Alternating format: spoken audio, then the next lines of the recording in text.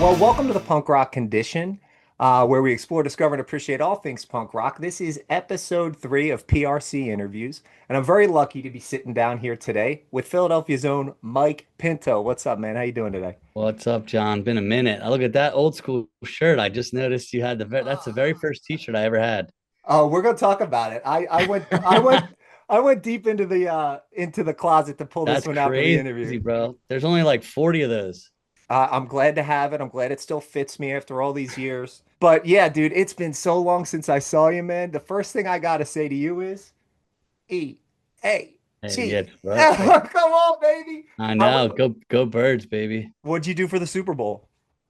Oh, I watched that with my family, but I was at the NFC Championship game with the Commanders versus Eagles. So Yeah. I went with our mutual friend Brian Palmer actually, Yeah. and first play Saquon takes it for 56 yards or something. I don't know. It was over 40, 50 yards. Oh, dude, it was legendary. And I had, in case you were wearing a Phillies hat, I was gonna change I to the know. I Eagles hat, but it's always all do. I right. always do. But I think I've with the summer gigs, it's been so hot I sweated right through it. So I think I'm in need of a fresh I'm in Jersey now. They don't have as much access to nice Phillies hats. They just got the old the bright red one. So Right, right. Well, we have a really cool punk announcement that we're gonna save to the end, something that you're involved with, but just yeah. tease everybody. Wait to the end. You want to hear this great punk rock news. Um, but listen, you're a singer-songwriter who's best known for, your work essentially under the reggae umbrella, if that's a fair True. characterization. But, Hmm. you grew up loving Sublime. Hmm. And the song that you've got on Spotify with the most hits is Full Speed, which is a punk song. How would you Yeah. characterize like your relationship with punk rock as opposed to reggae over the years? I would say it was instrumental in the beginning, you know. I mean, we all know punk rock is for the youth, and all that started with me. All anything Fat Records was what went through my friend's tape deck and CD player, and so it started there before Sublime Yeah. and No Effects. You know, I remember going to high school and my buddy picking me up in his Astro van playing, Falling Down with 5 minutes left before we had to be to school. Um, and just revving it all the way to school and anything Lagwagon, No Effects, Face to Face, Bad Unwritten Law. Religion. That's Bad Religion. Those were my friends' stuff, and then so through that I went to Warp Tour. I think I saw Bad Religion, and then I saw Less Than Jake there, Oh and I man, saw I saw them Scott. last week. They're That's amazing still. crazy. Still amazing, man. I know. I haven't seen them in so long. So through there, I'm like, damn, I love these horns. Yeah. Started going through ska, and then the guys had like surf videos, and that's where Sublime was. And I'm like, wait a minute, they're ska, punk, and reggae. Yeah. That's crazy. I mean, I came from a town where my family was listening to, my dad listened to old soul and like Sinatra, bro. My dad's old school. My dad's like a South Philly greaser. And we were listening to that. So there was no reggae in sight. Though Right. my dad was born the same day and year as Bob Marley, which is a pretty cool little fact. Both Nice. out the womb the same exact day.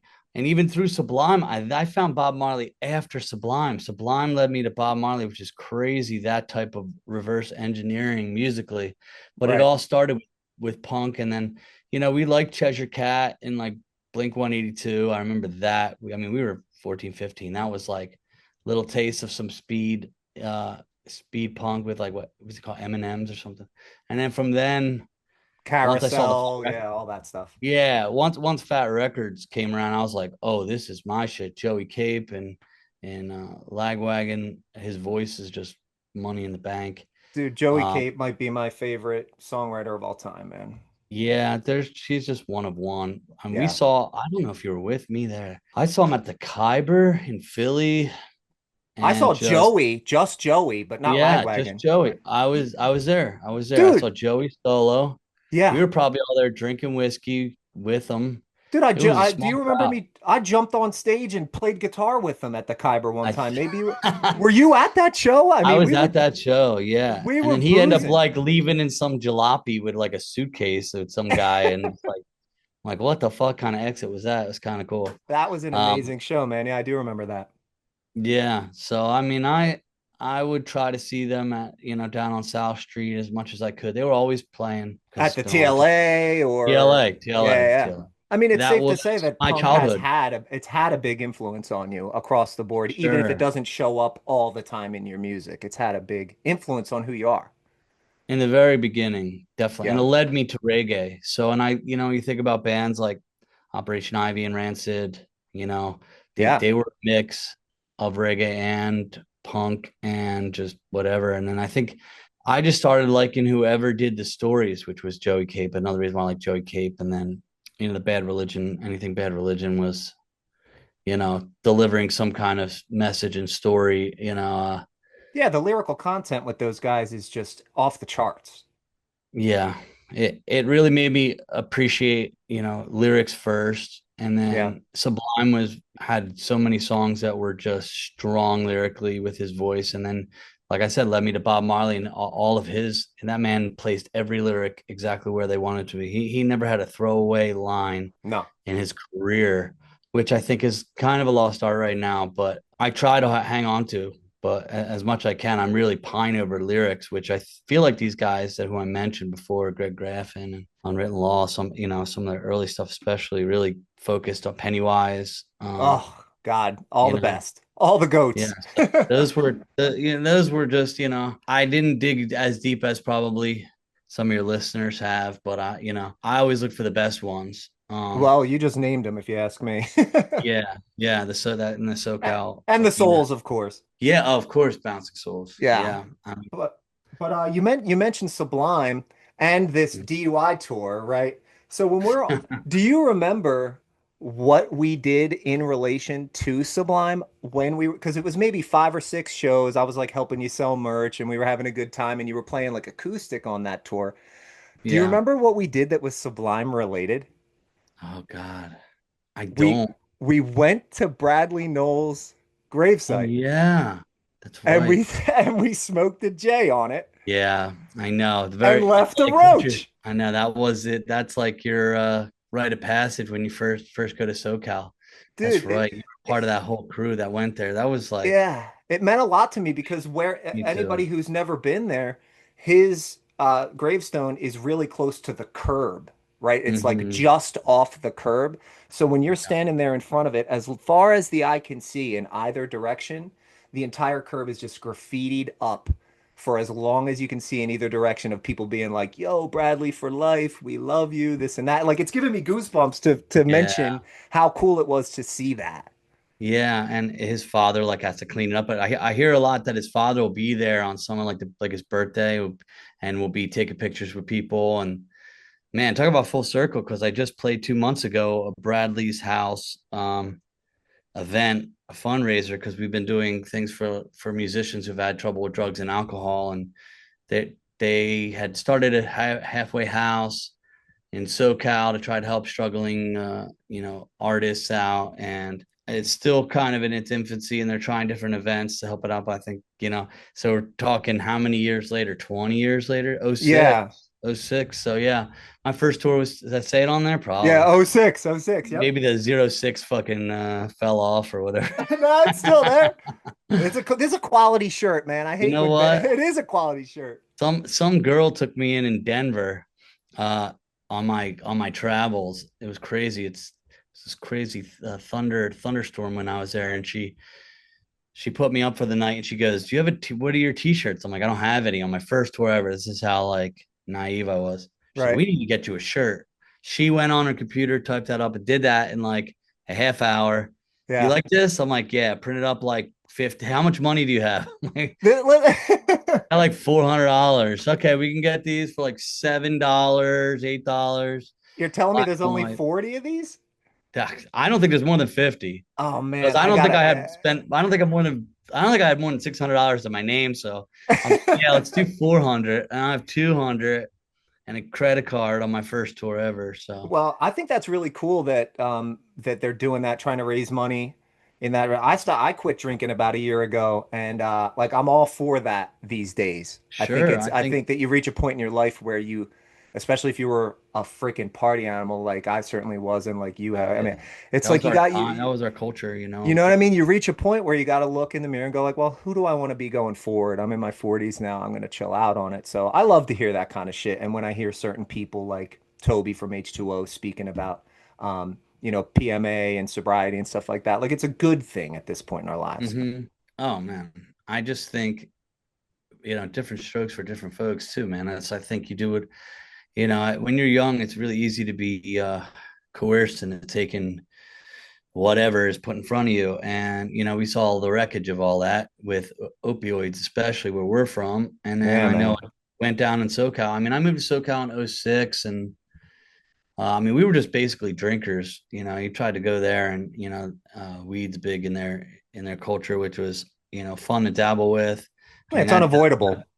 that's about as harmless as it gets. And then everything after that can get wild. I guess when you're young, it makes for some good stories, but it gets out of hand if you lose control. And I just want people to be on this earth with a clear head if they can be. Sometimes people lose track of what reality is, and you just want these people, especially musicians, and you want them. Yeah, You know, man.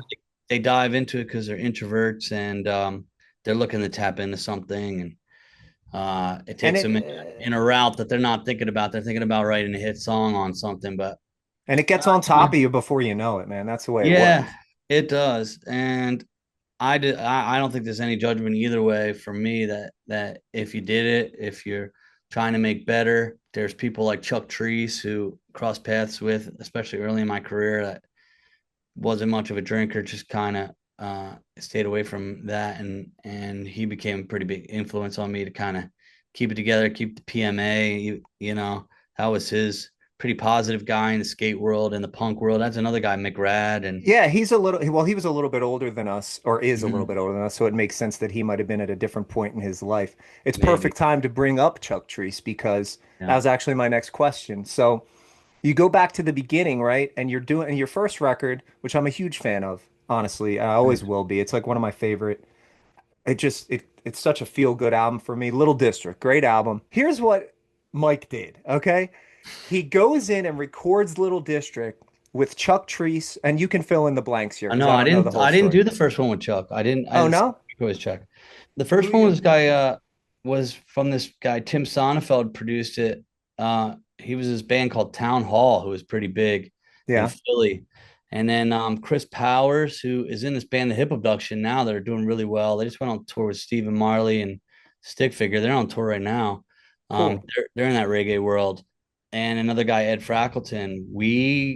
I didn't meet Chuck till the second record. The first one was just kind of linked up. I had no clue what to do in the studio. And big ups to Tim Sonnefeld. I think he's out in LA now, but a big great musician producer from the Philly area, and he kind of took me under his wing and just I showed him all the songs. All the songs were done. Oh, Yeah. this is what we need to do. He would play drums if he needed to play drums on some tracks. He would play bass. He played second guitar. So we had this Swiss Army knife the first time, and then Chuck was just like that for the second record, which is the self-titled. Yeah. Also And a that great album. yeah, that was really the turning point for me. That record is still the one that everybody gravitates to as first listeners. And he was bass and drums, second guitar, basically him and I just in a studio. That was the first time I've ever done anything like that. And that's that magic that Chuck Treece can bring to a recording. I met him through Don McCluskey, actually a Bristol musician. Yeah, I always wondered how you got hooked up with him because because it was so advantageous. Yeah, Don McCluskey's from Bristol, PA, and I'm from Fairless Hills, which is just down the highway. We had mutual family friends, and I was like, I'm looking to record another record. Those guys had gone. It's funny because Chris has just played in my band the last 2 years, and his band just took off, which is I'm really happy from. But it sucks not to have a good friend on the road Yeah. playing bass for you. So he went down to Florida. He wanted me to go with him, but I wanted to go to SoCal because that's where all my influences were. I wanted to to Immerse yourself in that yeah, I want culture. to soak that Yeah. in and give it a shot. I ended up there 12 years and Yeah, you gave it it, more than a shot, man. You flourished out yeah, there. yeah, it was awesome. It was I'm glad I did it. But Chuck kind of just we recorded in Wilmington, Delaware in some theater and then in LA, like half the record. Oh, Basically, really? yeah, he did basically I don't even know the name of the theater. It's probably on the back of the sleeve somewhere, but Chuck just knows everybody and he just guided me, thank God, and we did like the first half with him on bass and drums one day, and then we would play the songs a few times, and that's the way they came out. And then I went back and did my part. Took a little longer. He just knocked out 5 songs, and he knocked out Yeah, another 5 songs. dude, it's like I actually worked with him one time and he did bass on a song I wrote through that dude Jeff Stress Davis. Oh yeah, yeah, yeah. It didn't amount to anything on Stress is good. obviously, but in working with him very briefly, the humility and Mm-hmm. the genius. Yeah, I mean, it's like it's he's a virtuoso. I don't know how else to put it. he just speaks the language. He knows so many styles of music that you just have to get him near the idea near what the style is and kind of give him a reference, and he's off. And It just pours out of him. yeah, he plays everything. I mean, Yeah. I don't think he plays keys, but I'm sure he could do. I don't know. I don't know if somebody had to ask me what's he best at, like drums, bass, or guitar, I'd go, it's a tie. Yeah, It's crazy. I think he's most known for drumming. I mean, he played with Bad Brains too. I think he played bass with them and drums later in their later when they got back together. I mean, there's another guy, HR from Bad Brains. He's playing reggae now, I roots. I think he's living in the city. He's living in Yeah, Philly now. I have a friend of mine, like half ran into him or something and was like, "Yo, you got to try to get an interview with HR." I'm like, "All right, let me know where he's gonna be." I could make that happen. I know a couple people. That'd be amazing. Yeah, I played with him at Kung Fu Necktie. Real? No, I love Kung Fu Necktie. You Yeah, play me with too. HR? Yeah, it was just straight HR. And Wow, that must have been really cool. yeah, I mean, anytime you're next to greatness, that's what Chuck is too. It's just being near greatness and Yeah. being open to his creativity. We did another record, Truthful Lies, too. So we did both those records. That was kind of a crazy thing. We did like 17 songs in 5 days. I wish we would have done 12, but he was so fired up that I just had to follow his lead on, his fire was burning creatively. So I just kind of Yeah. followed him because he's the closest thing to a mentor I had at that time. I was in 2013. Do you still And we've talk to done him a in any couple. way? Yeah, we do. I just haven't connected. He was on tour with G Love for a long time. And then he was back in Maryland, but it's crazy. I finally got in a band. He just hit me up and he was like, I'm around this summer if you want to do, some gigs. And I kind of am like, I had a drummer. I have a drummer right now, but Yeah. he is a person I probably need. I should write that down. I should call him Right. because he's one of those Set yourself a people, reminder. Reach out to Chuck. you don't talk to a guy like Chuck Treece and talk about social media and shit. You know what I Right. mean? No, for Like, real. which Yeah. is like so fucking tiresome.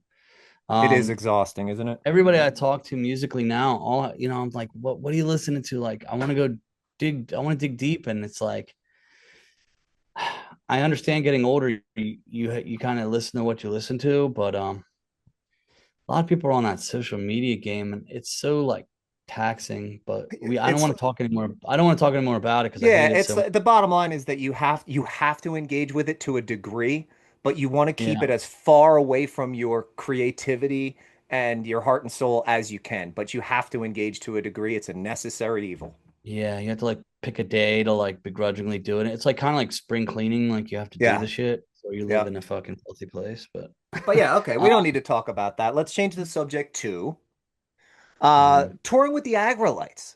Oh yeah, What a yeah, what a and the cool Long Beach Dub thing. All Stars in one tour once. How Crazy. long were you out with them and like what kind of relationship did you form with them? Oh man, got I got to have Jesse on and Roger on some tracks. Roger did half my record, my last record, Crooks, and the record's called Hotel Rendezvous, Yeah. and he's on the first 5 tracks. which are all bangers. Jesse did a song called "Enough Is Enough," where I wrote all the lyrics and he sang on it. He Yeah. sang a verse that I wrote, and um, that was like a blessing. I actually had him. I did a punk rock song not long ago called "Danny Loves a Fight," which is kind of like an Irish punk song that Hmm. I'm like, I've kind of got into writing and I love punk, but there's only so many things you can do. But I love the I love the lyrics, and I'm just like, I'm gonna put it out, and one day this is gonna fall into some like Irish punk band hands. And I needed backup vocals, and I hit up Jesse, and he's like, fuck yeah, I'll do that. He's like, oh dude, you should be doing this. And he does like punk rock bowling and all that stuff. So I mean, the Aggrolites are a royalty over in LA, and honestly, the one band that I would say that I am like, why aren't they bigger? And I hate when people say that to me, but it's like those guys are so special. Let's just say they're probably one of the most special bands that I've ever met. Between uh I mean, they have another guy, Jeff, who plays guitar with them now, who's in another reggae band called Rise Roots, who's fantastic. Chris Brennan, fantastic. One, they call it skinhead reggae. It's got more fucking punk swagger than most punk. Yeah, a lot of the attitude is shared between reggae Yeah, and ska guy and has a punk. growl. It's That guy got has a growl like individuality. no other. He could do punk in a second if he wanted to. Yeah. But yeah, just I learned a lot from him about just spilling it live on stage. That was the biggest thing. And then the generosity they gave me. They never like showed me any ego. Aggrolites. So I got love for them. Everybody should listen to Aggrolites in the world to be a Yeah, better for place. sure. You don't last as long as they have and have the kind of following that they have without being real. It's Yeah, bottom yeah. line. I mean, those are guys I need to get in touch with. I just had two kids in the last few years, and I have just been I moved to New Jersey. That's where I'm at. I'm in a bunker here in New Jersey. Can they play I, drums and bass yet or what? Just stick them in your band. I hope the oldest one likes drums. We'll see. Yeah. I'm like, they do look like they could be a little punk rock uh, soldiers. Keep them away from your punk rock friends till she gets old enough to make her own decisions. Keep them away from everybody, dude. They're Um, Italian. so Crazy. so how did it come to be that you ended up working with the legendary Pete Steinkopf from the Bouncing Souls, the fucking Pete, brother? How did that I happen, man? know. And what was I that know. like? Because if I there's was one thing that I am in awe of, it's that you got to do that, man. That is something. Yeah, when I moved back to New Jersey, I was asking a lot of people about, you know, where do people record around here? And then I went to Asbury. Asbury Park seemed to draw on a lot of talented musicians. And I meet this woman, Tina, from the Danny Clinch Gallery, which is, that man's rock and roll history. He's one of the best photographers in the, I don't know, let's at least say the nation. He's taken some iconic photos of everybody seen like Bob Dylan, Johnny Cash, Yeah, Springsteen, Foo Fighters, Green Day. I mean, and Bouncing Souls. I know he's taken some pictures of them. So yeah, the right hand, woman of Danny Clinch is this woman Tina, and she's fucking cool as hell. They used to tour with the Butthole Surfers. hmm They used to be like homies with them. I get to know her. They let me play the gallery a couple times, and I'm just like, man, I want to record something different. Who can I talk to? And then she's like, oh, you should reach out to Pete and Little Eden. And Oh my they say God. things so nonchalant that I didn't even know it was Pete from the Bouncing Souls. Right. And I reached out to him, and then, oh yeah, come on down. I got this basement. Let's work on some songs in Asbury, and we go there, and it's like Bouncing Soul stuff, and I'm like, fuck, this is Pete Steinkopf.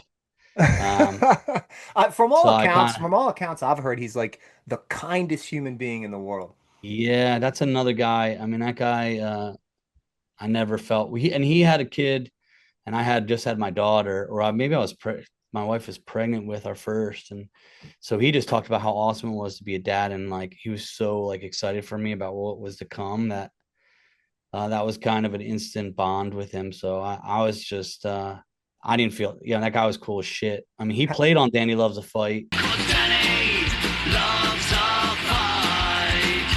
Yeah, Danny loves a fight. He said a good old fight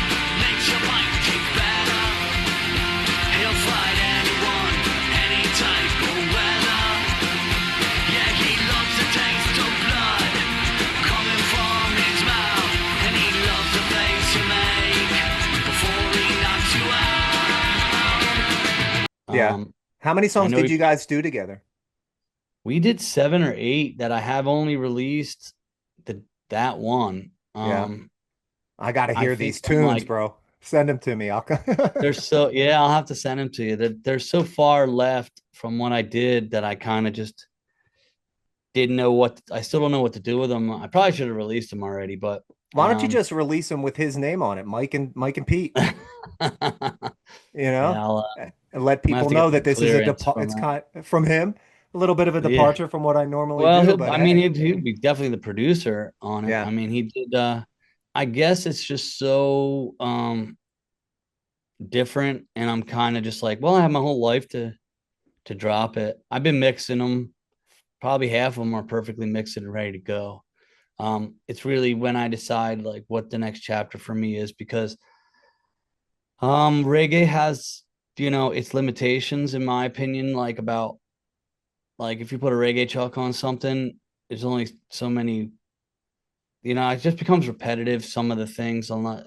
Maybe I just been doing it for a long time. Yeah, sure. I mean, Um, there's a certain amount of fatigue, reggae fatigue, yeah, yeah, you're fatigue. just Yeah, burned out on the genre. sure. And it's like I've been through different guys. I should probably link up with Chuck Treece and we would come out with something fresh again. That's probably the guy I need to connect with. But I say he's like catching the wind, man. He's always in. He just did like the last 3 or 4 years with G Love, and then I think G Love's doing an acoustic tour with Donovan Frankenritter, Dispatch, and somebody else. So I think he's doing probably something really cool. He's probably working with Stress Davis, to be honest. He sent me Yeah, something with some country, but I had just had my kid, and I'm just like, bro, I'm still yeah. trying to write my stuff. But It's all about timing. You know what I mean? yeah, yeah, you got to be in the right headspace. That's why I built this little. I finally got this and rearranged it a couple times, and just finished my basement. We just had a Beyond These Doors was like a fucking dungeon, so I had to spruce it up a little bit. There was like camel crickets and spiders for a while. I had to had to figure out the old East Coast basement I had to clean it like up, as give an yourself adult. some space to operate. Yeah, not yeah. I mean, a lot of screaming upstairs and diapers. So I'm trying to get some late nights. My life is very different, but Well, you uh, mentioned trying to do something fresh. yeah, yeah, Well, this is the teaser from the beginning, all right? yeah, What yeah, can you tell? You and I talked privately, and I don't want to give away anything that isn't allowed to be given away. But I yeah, know you're working on a project that is directly punk rock. What can you tell us yeah. about it? Well, I could tell you what songs you know, we're doing the punk rock goes reggae, and I gotta watch my words because Yeah, yeah, I can't say much. I was invited to be a part of this compilation. It wasn't my idea. And they asked me what song I wanted to play, and I decided to do Face to Face. I did the song Blind in a reggae, which someone might be like, who's Oh man, listening, who's either gonna love it or be like, what the fuck I is, can't imagine. that What if song is I'm such a right and straight ahead. you were wrong? It Yeah, it's yeah. the great song, man. It really translates to reggae as crazy as it sounds. And I actually worked with Chris Powers in the hip abduction and Cody, who's also the keyboard player and sax. And then my buddy Mark LeBlanc produced it. He plays drums with me. He's also does sound out on the road right now with a band called Cashed Out. So they're like reggae ish. That was kind of cool to be invited from some friends in San Diego to be a part of it. I No would love to doubt. say more. I'd love to say more, but I know it's going to drop early fall probably or end of summer. So I'm just excited. A lot of people, some people are like, oh, I don't know this song because I guess it's early 90s. It's a little earlier than some of our, It's a great maybe song. It's a no, classic I'm glad. tune. And then people will go back and find Face to Face. So if you're like, fuck you, Mike, I don't like the reggae version of it, at least go back and you'll No enjoy way. Face to Face. Face to Face Uh, is great. I'm sure your rendition of it's awesome. yeah, it's super chill. I think we did a good job of respecting it and we didn't make it, we didn't make it too poppy. It still got a little grime to it. Cool. Um, I love it. I Yeah. love that guy's voice as well. Face to Face is another Trevor band that I'm Keith. like, Trevor Keith's my guy. yeah. Love them, dude. They actually recorded an acoustic version of that, which Yeah. I think a lot of the bands, the Souls do that, which I think it's fun. Why not? Like, I saw them play it acoustic, face to face. Saw a whole yeah, face to yeah, face acoustic show over at Neshaminy Creek. It was fucking amazing. yeah. It sounded perfect to me. So, that's another kind of chapter of what's going on with me right now is that one, bands are hard to keep together, and I've always been Mike Pinto. So it kind of always works out like, you know, I want to tour with my friends or friends of friends at this point because I've tried to like do it. I don't want to be in a van with strangers anymore. It's just really, Yeah, really I not hear that. fun. Yeah. Well, So, I ended up, you know, I have another acoustic tour that's starting in September. I'm playing the Wonder Bar in New Jersey and 118 beautiful. North in Wayne, PA, going all the way through Colorado, Washington, Oregon, California, Arizona. I think it ends in Flagstaff. Go up to Massachusetts. This thing called Levitate Backyard, which is super cool. Pittsburgh. Um, So you're gonna be busy. yeah. So I'm not. Yeah. I'm trying to see what this next chapter is bringing me with the acoustic because I tell stories. Started off in punk, kind of went to reggae, then kind of I meet Chuck Treece. It's punk, surf, ska, reggae. Meet some other cats in Long Beach, California. Do a little bit more Cali reggae. This last record that I had done and everything else is kind of a little off.